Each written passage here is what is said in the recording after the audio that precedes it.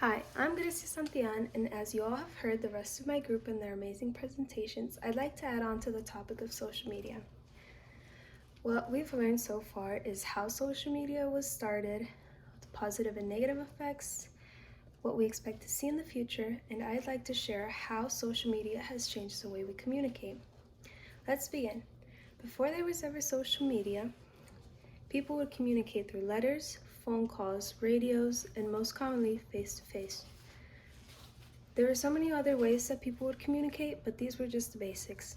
And don't get me wrong, people still use these ways of communication, but with social media, there are just so many more ways. Social media has been described as an escape from reality, and it's true. Back then, all you had were these simple ways of communicating, talking to people, spending time with them, being able to see body language and hear change of tone is reality. With social media, this hardly exists.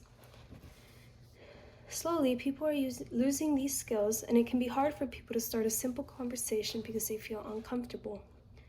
Confrontation in person and online are completely different.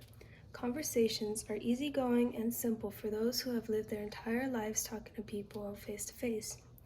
It becomes something so natural and more skills develop.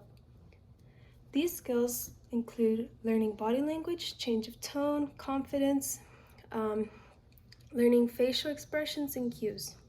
With social media, using emails, text messages, internet sites, applications like Twitter, Facebook, Snapchat, Instagram, and so many more is how the younger generation has learned how to communicate.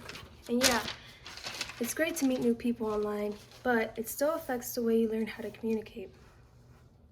Nowadays, online talking to a friend or stranger will seem easy because you don't feel the consequences or pressure.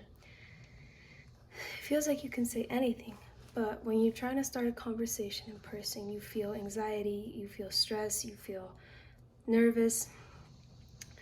It's because you haven't developed any social or communication skills. People are so used to being on social media that they don't even bother to start an actual conversation. And when they do, they get bored with the conversation and start to get back on their phone. This causes less and less meaningful interactions with others.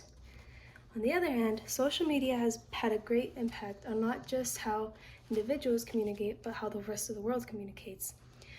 This is an opportunity for meaningful messages to be spread and to allow other groups and communities to spread information about the world.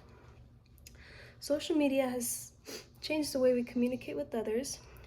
There are a lot of good things that have come from it, and there are a lot of bad things that have come from it.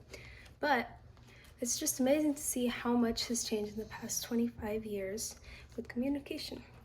Thank you all for listening, and I hope you have enjoyed our presentation.